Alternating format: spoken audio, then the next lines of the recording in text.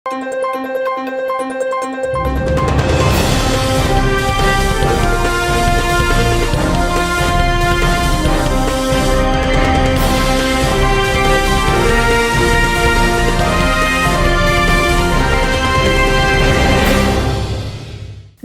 శివావి news కు స్వాగతం. నా పేరు మహేశ్వరి. ఈనాటి వార్తలోని ముఖ్యాంశాలు.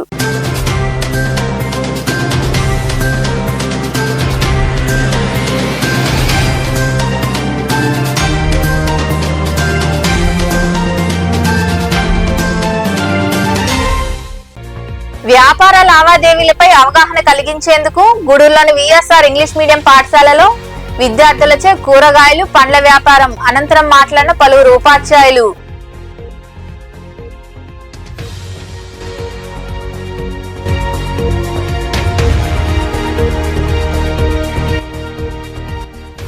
మత్స్యకారులకు జగనన్న భరోసా. కావలి నియోజకవర్గంలోని జువ్వలదిన్నె షిప్పింగ్ హార్బర్ కు జగన్ రానుండడంతో అక్కడ హెలిప్యాడ్ ను పరిశీలించి మత్స్యకారులతో మాట్లాడిన మాజీ మంత్రి కాకాని గోవర్ధన్ రెడ్డి నేతలు.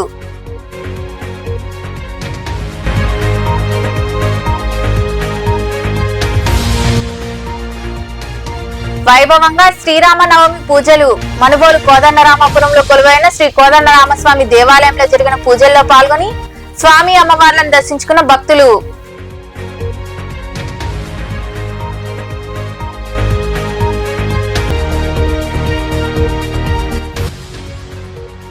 రాజరాజేశ్వరికి విశేష పూజలు. గూడూరు పట్టణంలోని హైస్కూల్ రోడ్డులో వెలిసిన శ్రీ రాజరాజేశ్వరి ఆలయంలో జరిగిన అభిషేకాలు, ప్రత్యేక పూజల్లో పాల్గొని అమ్మవారిని దర్శించుకున్న భక్తులు.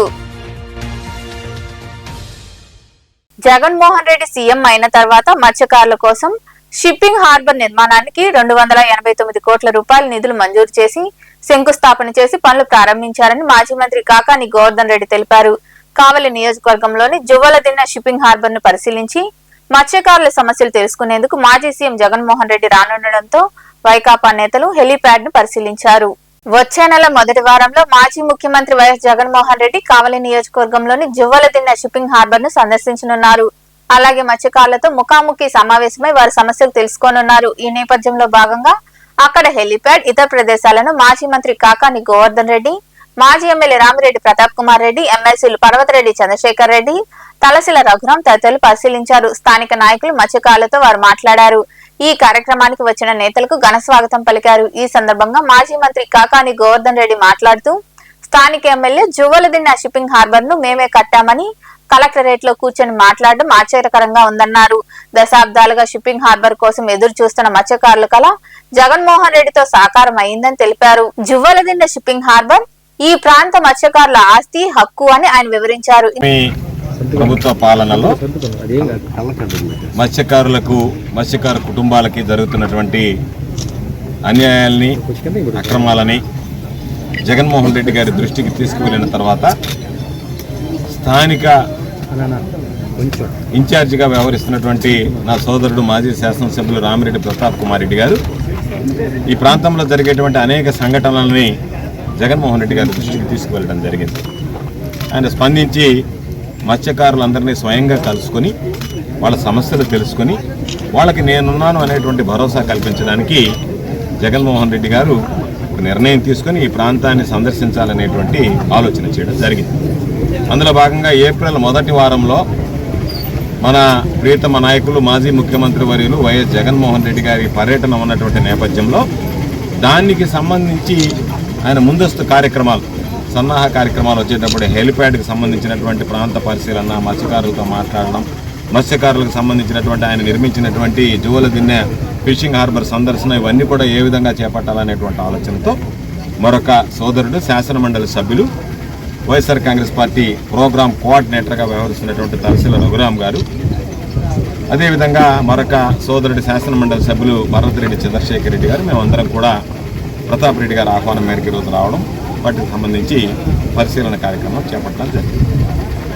అయితే దశాబ్దాల కళ ఈ ప్రాంత మత్స్యకారులకు సంబంధించి ఒక ఫిషింగ్ హార్బర్ ఉండాలి అనేటువంటి కృష్ణపట్నం పోర్టు నిర్మించిన తర్వాత గతంలో దానికి ముందు కృష్ణపట్నం పోర్టు నిర్మాణానికి ముందు ఉన్నటువంటి ఆ హార్బర్లో ఫిషింగ్ కార్యకలాపాలు చేపడుతున్నటువంటి మత్స్యకారులకి ఆ రోజు మహానేత రాజశేఖర రెడ్డి గారు ఒక స్పష్టమైనటువంటి హామీ ఇచ్చి మీరు కృష్ణపట్నం పోర్టుని ఇక్కడ అభివృద్ధి చేద్దాం, మత్స్యకారులకు సపరేట్గా ఒక ఫిషింగ్ హార్బర్ ఏర్పాటు చేద్దామని చెప్పి హామీ ఇవ్వడం, ఆ తర్వాత కృష్ణపట్నం పోర్టు నిర్మాణం పూర్తయిన తర్వాత ఆయన మరలా ఎన్నికల్లో రావడం, గెలవడం, ఆ తర్వాత అర్ధాంతరంగా మనలందరూ వెళ్ళిపోవడం, ఆ తర్వాత ఆయన రెక్కల కష్టంతో వచ్చినటువంటి ఆనాటి కాంగ్రెస్ ప్రభుత్వం కానీ తర్వాత వచ్చినటువంటి తెలుగుదేశం ప్రభుత్వం కానీ మాటలకు పరిమితమయ్యాయి తప్ప ఈ ప్రాంతంలో ఫిషింగ్ హార్బర్ నిర్మించాలనేటువంటి ఆలోచన చేయలేదు.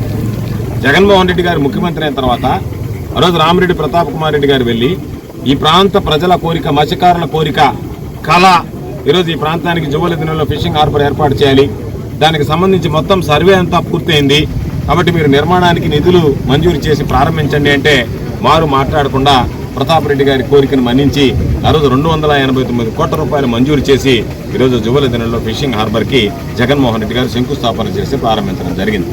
దశాబ్దాలుగా మత్స్యకారులు ఎదురు చూస్తున్నటువంటి కళ జగన్మోహన్ రెడ్డి గారి కృషితో సాకారమైందనేటువంటి విషయాన్ని ఈ సందర్భంగా గుర్తు చేస్తున్నారు. అటువంటి నేపథ్యంలో ఆయన మరలా మార్చి కల్లా ఇది పూర్తయింది, మార్చిలో ప్రారంభించాలనుకున్నాడు. ప్రారంభోత్సవ ఏర్పాట్లు చేశాం. అంతా అయిన తర్వాత మేమందరం కూడా బయలుదేరి వర్చువల్గా అంటే అక్కడ అమరావతి నుంచి ప్రారంభించాలనేటువంటి ఆలోచన చేశాడు. అందరూ వెళ్ళి గూడూరు 2వ పట్టణ పరిధిలోని వీరారెడ్డిపల్లి ప్రాంతంలో ఉన్న విఎస్ఆర్ పాఠశాలలో పిల్లల అవగాహన కోసం కూరగాయలు, పండ్ల మార్కెట్ ను పాఠశాల డైరెక్టర్ బాలకృష్ణంరాజు ప్రారంభించారు. విద్యార్థులు తమ ఇళ్ల వద్ద నుండి కూరగాయలు, పండ్లు తీసుకొచ్చి వ్యాపారం నిర్వహించారు. ఈ సందర్భంగా ఉపాధ్యాయులు మాట్లాడుతూ పిల్లల్లో చిన్నతనం నుంచి వ్యాపార లావాదేవీలు మరియు ఒంటరిగా మార్కెట్ కు వెళ్లి వస్తువులు కొని తెచ్చుకునేందుకు అవగాహన కల్పించేందుకు ఈ కార్యక్రమం నిర్వహించామని తెలిపారు. ఈ కార్యక్రమంలో ఉపాధ్యాయులు, విద్యార్థులు, వారి తల్లిదండ్రులు పాల్గొన్నారు.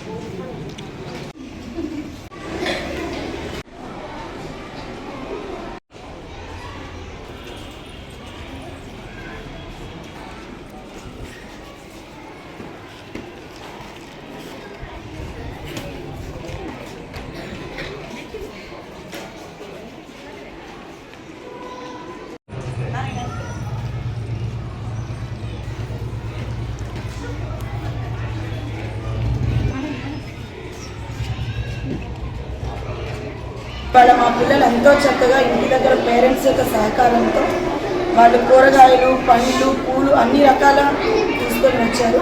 దీనికి సహకరించిన తల్లిదండ్రులకి, మా మేనేజ్మెంట్కి కృతజ్ఞతలు. అసలు ఈ కార్యక్రమం యొక్క ముఖ్య ఉద్దేశం ఏంటంటే సమాజంలో పిల్లవాడు చదువుతో పాటు మిగిలిన వ్యవహారాల మీద అవగాహన అనేది ఉండాలనేది మా యొక్క ఉద్దేశము. దీనికి సహకరించిన ప్రతి ఒక్కరికి ధన్యవాదాలు. ఒకరికొకరు సహాయం చేసుకుంటూ అందరూ కలుపుగట్టుగా ఉండాలనేదే మా యొక్క ఇంకొక. In VSR school, we have conducted a lot more activities before. Today, a part of it, we have conducted an activity called Vegetable Market. This activity's main motive is to educate children how to sell and buy independently without asking their parents. So, BSR School Management provided an opportunity for us to arrange all this market in the school. So, I am thanking BSR School Management, not only to the management, I am also thanking the parents who have encouraged the students to bring these vegetables. కూరగాయల సంత అనేటువంటి కార్యక్రమాన్ని నిర్వహించడం జరిగింది. పిల్లలు కూరగాయలు కొనడానికి అమ్మడానికి కావాల్సిన అవగాహన కల్పించడానికి ఈ యొక్క మా ప్రోగ్రాంను కండక్ట్ చేయడం జరిగింది. పిల్లల తల్లిదండ్రులు, ఉపాధ్యాయులు అందరికీ దీన్ని సపోర్ట్ చేసి విజయవంతం చేసిన గూడూరు పట్టణంలోని చర్చి వీధిలో ఉన్న సెయింట్ పౌలు పేతురు లూథరన్ సంఘంలో మండలకాల శిలువ ధ్యానములు ఘనంగా జరుగుతున్నాయి. ఇందులో భాగంగా గురువారం రాత్రి శిలువపై దేవుని ప్రేమ అనే అంశంపై ధ్యానించుకున్నారు. సంఘ కాపరి ప్రవీణ్ రాజ్ క్రైస్తవులచే ప్రత్యేక ప్రార్థనలు చేయించారు. ఈ ప్రార్థనలో ఎల్సీసీ మరియు పీసీసీ సభ్యులు పాల్గొన్నారు. మన ప్రభువును రక్షకుడైన యేసుక్రీస్తు ప్రభు యొక్క 40 రోజుల శిలువ ధ్యానములు మనం ధ్యానించుకోవటానికి దేవుడిచ్చిన కృపను బట్టి దేవునికి ప్రేమ ప్రపంచాన్ని మార్చినటువంటి శిలువ ప్రేమ. ఈ శిలువ ప్రేమను గురించి మనం ఈరోజు మాట్లాడుకోబోతున్నాము. శిలువ శ్రమకాలం 40 రోజులు మనందరం మందిరాల్లో ప్రతి ఒక్కరూ ధ్యానించుకుంటూ ఉంటాము. అటువంటిది ఈ 40 రోజులు ఈ లెంట్ పవిత్ర కాలంలో ఉన్నాము. ఇది కేవలం ఏదైనా పంచిపెట్టే కాలం కాదు, మనలో ఏదో మేల్కొల్పే కాలంగా ఉండాలని చెప్పేసి దేవుడు తెలియజేస్తున్నాడు. మన జీవితం చాలా వేగంగా సాగుతుంది. అందులో మనం త్వరగా మాట్లాడతాం, త్వరగా మర్చిపోతూ ఉంటాం. కానీ మనల్ని ఈ లెంట్ డేస్ ఆపుతుంది, మనల్ని నిశ్శబ్దంలోనికి తీసుకెళ్తుంది. మరియు సిలువ అనేది ఒక అలంకారం కాదు, సిలువ అనేది ఒక సత్యము. అది నిజమైన ప్రేమ, అత్యంత ఖరీదైన సిలువ ప్రేమ. దాని గురించి ఈరోజు మనం మాట్లాడుకోవడానికి అవకాశం వచ్చినట్టుంది. అటువంటి సిలువ ప్రేమను గురించి ఈరోజు వాక్యం మనం ధ్యానించుకున్నాము. అది మామూలుగా అది యెషయా గ్రంథము 53వ అధ్యాయము మనము ఈరోజు దానిలో తీసుకున్న అంశము. మనము ముఖ్యంగా చూసుకుంటే బైబిల్లో మొత్తము 66 అధ్యాయాలు ఉన్నాయి. 66 పుస్తకాలు ఉన్నాయి. ఆది కాండం నుంచి ప్రకటన గ్రంథం వరకు 66 పుస్తకాలను పాత నిబంధన, కొత్త నిబంధనగా విడదీస్తున్నారు. పాత నిబంధన మనకి ఏం నేర్పిస్తుందంటే జరగబో విషయాల గురించి, ఫ్యూచర్లో జరగబోయే విషయాల గురించి పాత నిబంధన మనకు తెలియజేస్తూ ఉన్నది. కొత్త నిబంధన ఏంటంటే ఇవి జరిగినవి, పాత నిబంధనలో చెప్పినవి ఇక్కడ జరిగినవి అని తెలియజేస్తూ ఉన్నాయి. అందులో యెషయా గ్రంథం యొక్క విశిష్టత ఏంటంటే యెషయా గ్రంథంలో 66 అధ్యాయాలు ఉన్నాయి. యెషయా గ్రంథాన్ని ఏమంటారంటే మినీ బైబిల్ అంటారు. మినీ బైబిల్ అంటారు. దానికి ఇంకొక పేరు కూడా ఉంది. మనకు తెలిసిన సువార్తలు మత్తయి, మార్కు, లూకా, యోహాను సువార్తలు తెలుసు. అది కాకుండా యెషయా గ్రంథాన్ని 5వ సువార్త అని పిలుస్తారు. 5వ సువార్త ఎందుకంటే దీంట్లోనే పూర్తి వివరాలు ఉంటాయి. ఎలా ఉంటుందంటే ఈ అధ్యాయంలో సర్వోన్నతమైన దేవుని యొక్క ప్రణాళిక, కుమారుని యొక్క బలియాగము, త్యాగము, అవమానము, తిరస్కరణ, ఆయన యొక్క వేదన, ఆయన అన్యాక్రాంతుడుగా, ఆయన వ్యసనాక్రాంతుడుగా వ్యాధిని అనుభవించడం, స్వరూపము కానీ సొగసు కానీ కూర్చొని ఉన్నట్టు కానీ ఈ అధ్యాయంలో మనము చూడవచ్చు. అదేవిధంగా దేవుని యొక్క కుమారుడు ఈ లోకమునకు దిగి వచ్చి మానవులందరి కొరకు తన ప్రాణాన్ని ఏ విధంగా దారబోసాడో, తన రక్తాన్ని ఏ విధంగా కార్చాడో, తను పిడిగుద్దుల ద్వారా ఎలా అవమానపడ్డాడో, ఎలా ఉమ్మివేయబడ్డాడో, కొరడా దెబ్బలు కొట్టబడ్డాడో ఈ అధ్యాయంలో మనం చూస్తాము. అదేవిధంగా యెషయా 53వ అధ్యాయము 1వ వచనం మనం చూసుకుంటే మనుబోలు కోదండరామాపురంలో కొలువైన శ్రీ కోదండరామస్వామి దేవాలయంలో శ్రీరామ నవమి సందర్భంగా శుక్రవారం ప్రత్యేక పూజలు నిర్వహించారు.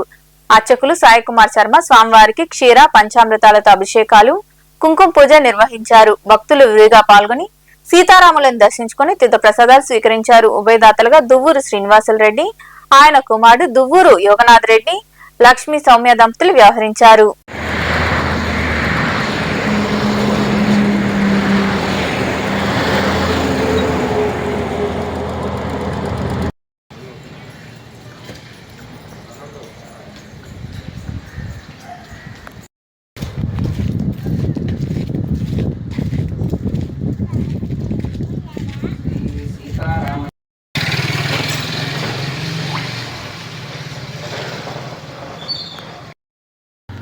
అది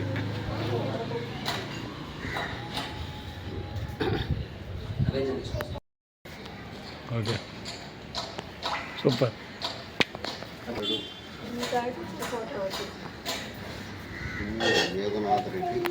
యమహ్యం చునిపటమ కామేశ్వరం దాన్ ధాన్యం ధనం వసం బహుపుత్ర లాభం శత సంవత్సరం దీర్ఘమాయుః. ఓం అచ్యుతాయ నమః. త్రాహి మా కృపయా దేవా శరణాగతవత్సలం. అందరూ రెండు చేతులు జోడించి చెప్పండి. నమః. ఓం తాటకాంతకాయ నమః. వేదాంతాయ నమః. రఘుపుంగవాయ నమః. జానకీ వల్లభాయ నమః. నామదేశ కుందన పాలగోత్రోద్భవస్య శ్రీహర్ రెడ్డి నామదేశ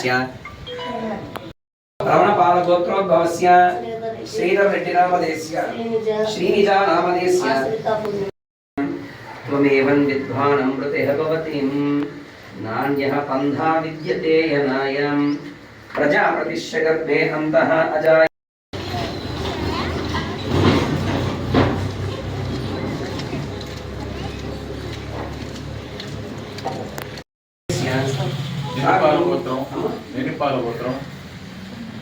నిన్నిపాల గోత్రోద్భవస్య చరణ్ కుక్కలు ఉన్నాయి, జాగ్రత్త. గూడూరు పట్టణంలోని హైస్కూల్ రోడ్డులో వెలిసి ఉన్న శ్రీ రాజరాజేశ్వరి ఆలయంలో శుక్రవారం ఉదయం అమ్మవారికి పంచామృతాలతో అభిషేకాలు, ప్రత్యేక పూజలు జరిగాయి. భక్తులు విరివిగా పాల్గొని అమ్మవారిని దర్శించుకుని తీర్థ ప్రసాదాలు స్వీకరించారు.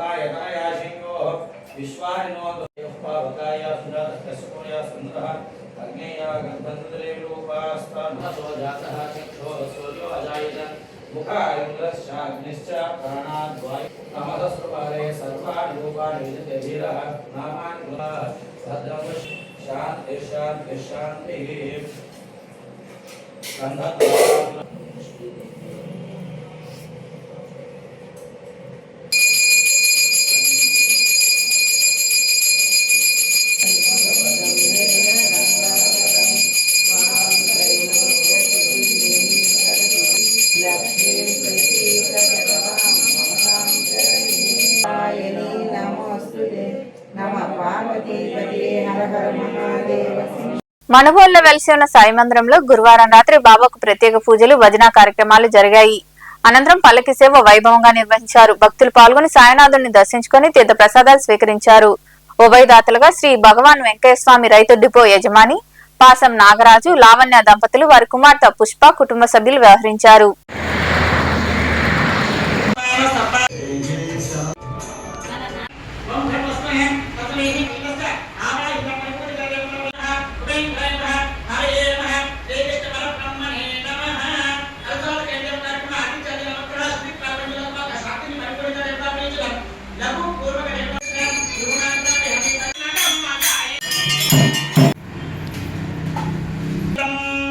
ముద్రం జ్ఞానం జ్ఞానజ్ఞ సహ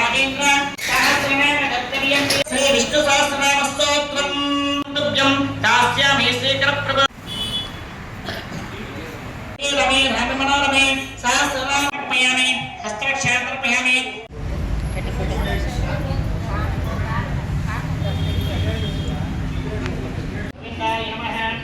దగ్గర పట్టుకోండి మా అలా తీసుకో.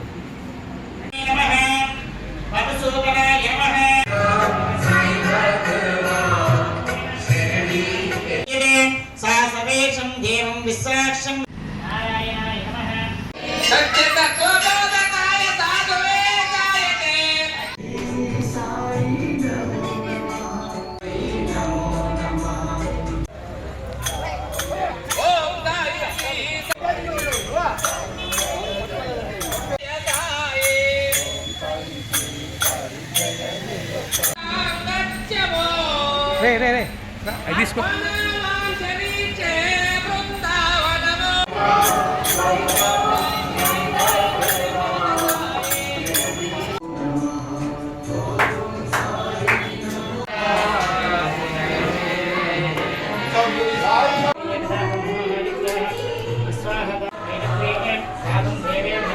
సైదాపురంలో కొలువైన సాయి మందిరంలో గురువారం సాయిబాబాకు అభిషేకాలు, ప్రత్యేక పూజలు జరిగాయి. భక్తులు పాల్గొని బాబాను దర్శించుకుని తీర్థ ప్రసాదాలు స్వీకరించారు. అనంతరం అన్నదాన కార్యక్రమం జరిగింది. ఉభయదాతలుగా వాయుగండ్ల రమేష్, విసి సురేష్ కుమార్, ఎస్ఏ కాంతికుమార్, వెడిచెల్ల మాధవరెడ్డి, రాకేష్ రెడ్డి, మజ్జిగ దాతగా తాళ్లూరు ఈశ్వరయ్య వ్యవహరించారు.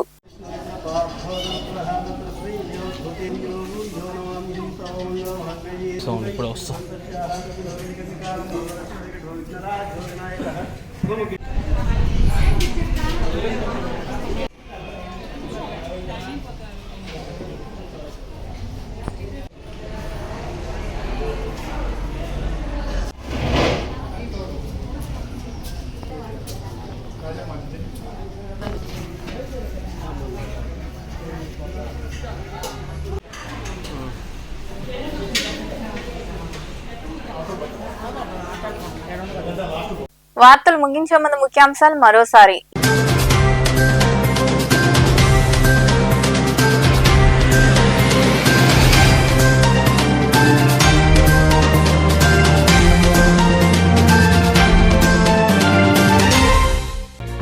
వ్యాపార లావాదేవీలపై అవగాహన కలిగించేందుకు గూడూరులోని విఎస్ఆర్ ఇంగ్లీష్ మీడియం పాఠశాలలో విద్యార్థులచే కూరగాయలు, పండ్ల వ్యాపారం అనంతరం మాట్లాడిన పలువురు ఉపాధ్యాయులు.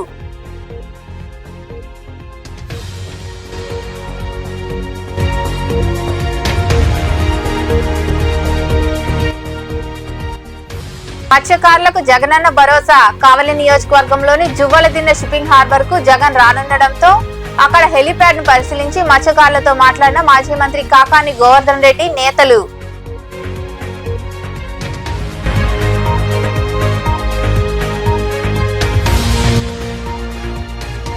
వైభవంగా శ్రీరామనవమి పూజలు. మనుబోలు కోదండరామపురంలో కొలువైన శ్రీ కోదండరామస్వామి దేవాలయంలో జరిగిన పూజల్లో పాల్గొని స్వామి అమ్మవార్లను దర్శించుకున్న భక్తులు.